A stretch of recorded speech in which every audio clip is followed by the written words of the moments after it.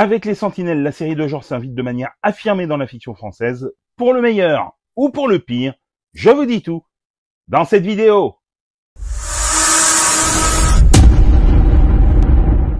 Salut à tous, dans cette nouvelle vidéo, je vous parle de la nouvelle création originale de Canal+, Les Sentinelles, créée par Guillaume Lemant, collaborateur régulier du réalisateur Fred Cavaillé dans sa période polar, avec la collaboration de Xabi Molia et écrite par Guillaume Lemant, Xabi Molia et Raphaël Richet, d'après la série de bande dessinée Les Sentinelles de Xavier Dorizon et Henrik Rebreccia, publiée par les éditions Delcourt, et la série est réalisée par Thierry Poirot et Édouard Salier.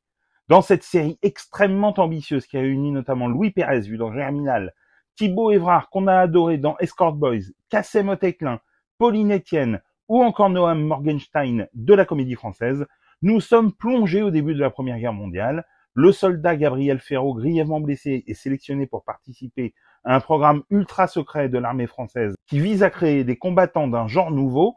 Après l'injection d'un mystérieux sérum, Gabriel se voit doté de capacités inédites, plus fort, plus rapide, plus résistant.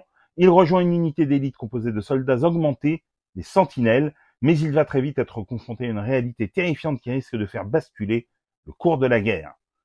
Et dès les premiers épisodes, on se rend compte que les sentinelles est une réussite de premier ordre. La série nous plonge dans un univers à la fois réaliste et surnaturel, et elle est instantanément prenante. Ses qualités sont tout autant esthétiques que narratives, et il est indéniable qu'il s'agit d'une série de genre, pensée et portée par de vrais amoureux du genre, ce qui lui donne une âme singulière. Les Sentinelles proposent un univers hybride inédit, où se croisent science-fiction, drame historique et esthétique rétro-futuriste. Loin des standards classiques, la série imagine des héros aux capacités augmentées, plongés dans la Première Guerre mondiale, un terrain rarement exploré ainsi, et qui pourrait bien réécrire l'histoire. Impossible de ne pas penser à Captain America chez Marvel, au film Upgrade de Lee Vanell, ou encore à des séries cultes du genre, même si elles baignent désormais dans leur temps, comme L'homme qui va l'être au milliard ou Un agent très secret. Les Sentinelles assument totalement son ADN pulp et jouent avec le genre de façon jubilatoire. C'est une série de genre qui casse tout, violente, brutale, jouissive, mais jamais gratuitement. Ici, la violence nourrit le récit et l'amène constamment à ébullition. Peu de séries françaises osent afficher un tel niveau d'ambition et traiter le genre de manière si frontale, comme avait pu le faire Anaon en avril dernier. La direction artistique, les parties prises esthétiques très marquées, la photographie et les choix chromatiques donnent à la série son identité et une atmosphère unique. Thierry Poirot, qu'on avait déjà notamment remarqué pour Zone Blanche, déploie à nouveau ici une réalisation ample, fluide, qui donne une vraie majesté à l'ensemble.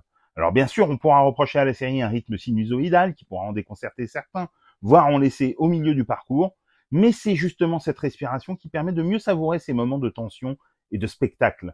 On aime cette manière décomplexée d'assumer le genre, d'assumer la violence et de donner à la série une vraie singularité. Et clairement, la construction laisse la porte grande ouverte à une saison 2. Ce serait plus que mérité, tant on a envie de continuer à explorer cet univers et à s'y perdre. Les Sentinelles est diffusé sur Canal+ à partir du 29 septembre. Dites-moi en commentaire si vous l'avez vu et ce que vous en avez pensé. Et sinon, si cette vidéo vous a donné envie de la découvrir, et pour des conseils ciné, séries, livres, n'oublie pas de t'abonner.